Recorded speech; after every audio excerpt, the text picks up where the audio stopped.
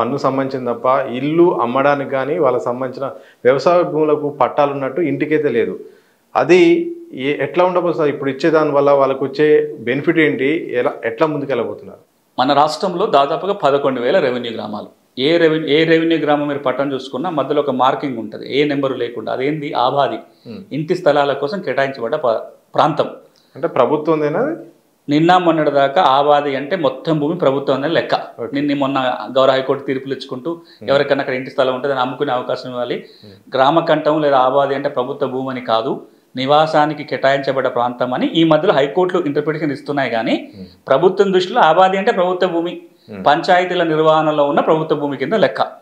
కానీ ఇప్పుడు మనం ఈ ఆబాది సర్వే చేస్తే తప్పకుండా వాళ్ళందరికీ ప్రాపర్టీ కార్డు, కొత్త పాస్ పుస్తకం వస్తుంది.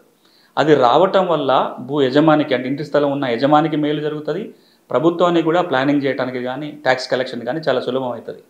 ఒక అంతర్జాతీయ ఆర్థికవేత్త ఒక మాట అంటాడు భారతదేశం గురించి, ఏంటంటే భారతదేశంలో అందరికీ ఆస్తులు ఉన్నాయి కానీ అవి సంపదగా మారట్లేదు కాబట్టి పేదరికంలో ఉన్నారని. అని మనం అర్థం చేసుకోవాలి. ఆస్తి సంపదగా మారకపోవటం వల్ల పేదరికంలో ఉన్నారు అని. మీకు అరెకరం పొలం ఉంది, పట్టదారు పాస్ పుస్తకం లేదు. పాస్బుక్ ఉంటే బెనిఫిట్ ఏంటి, లేకపోతే బెనిఫిట్ మీరు ఆలోచించండి. మీకు పాస్బుక్ ఉంటే అవసరం ఉంటే అమ్ముకుంటారు, బ్యాంకులో కుదరబెట్టుకోవడానికి ఉంటుంది. అది ఉందంటే గవర్నమెంట్కి బెనిఫిట్లు వస్తాయి. ఆర్థికంగా ఎంత లేదన్నా ఒక సంవత్సరానికి ఎకర పొలం ఉంటే 50,000 రూపాయల నుంచి 1,00,000 రూపాయలు మేలు పొందొచ్చు. అదే భూమికి ఏ కాగితం లేకపోతే. ఇప్పుడు ఇంటి స్థలాల పరిస్థితి అదే. కొన్ని లక్షల మందికి ఇంటి స్థలాలు ఉన్నాయి, రికార్డు లేదు. వాళ్ళకి గనక మనం కాగితం ఇస్తే చాలు. మేము కొత్తగా భూమి ఇవ్వట్లా, కొత్తగా గుంట భూమి సెంటు భూమి ఇవ్వట్లా, కాగితం ఇస్తున్నాం.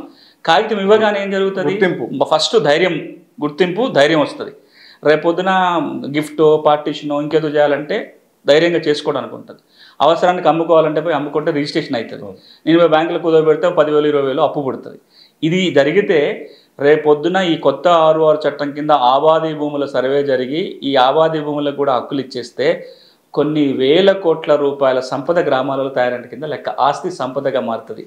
తెలంగాణ ఒక రిమార్కబుల్ ఈ రోజున ఆర్థికంగా ప్రగతి సాధించడానికి ఇది చాలా ఉపయోగపడుతుంది. అది ఎట్లా చేస్తారనడానికి ఇప్పటికే గవర్నమెంట్ ఆఫ్ ఇండియా స్కీమ్ ఉంది.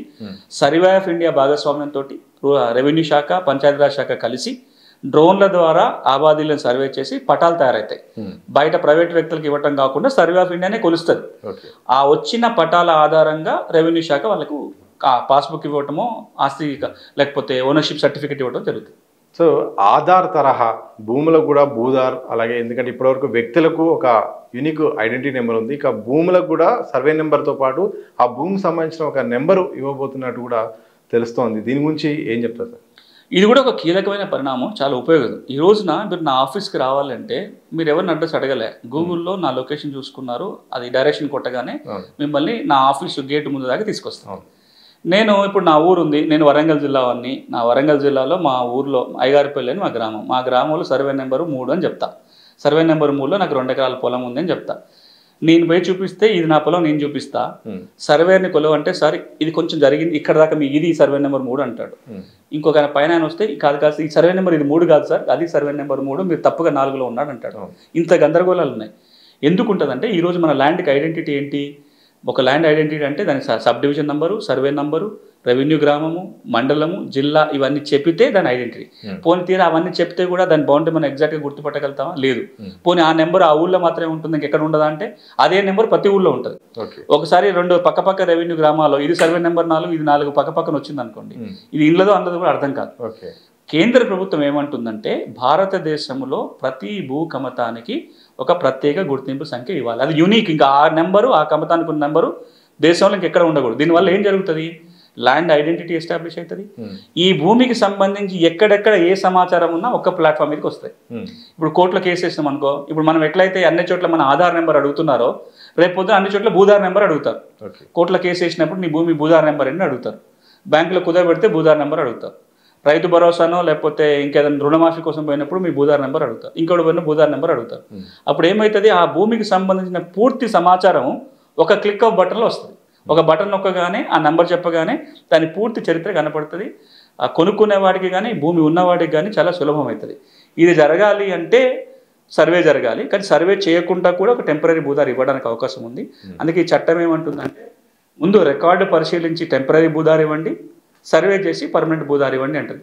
ఈ టెంపరీ భూదారు అంటే మరొకసారి భూ రికార్డుల ప్రక్షాళన జరిగినట్టు, పర్మనెంట్ భూదారు వస్తే సర్వే జరిగినట్టు. అంటే ప్రభుత్వాన్ని భూ రికార్డుల ప్రక్షాళన చేయటము, సర్వే చేయటము ఒక ఒత్తిడి పెట్టినట్టు ఈ చట్టం వస్తే.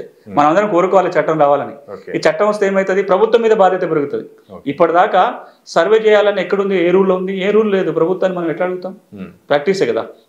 ఒక్కసారి ఈ చట్టం కనుక అయితే అప్పుడు మనం అడగొచ్చు, పలానా రూల్ ప్రకారం మీరు టెంపరీ భూదారు ఇవ్వండి, పలానా రూల్ ప్రకారం మీరు సర్వే చేసి పర్మనెంట్ భూదారు ఇవ్వండి అని అడిగితే రైతులకు కొంత ఇది ఉపయుక్తంగా ఉంటుంది.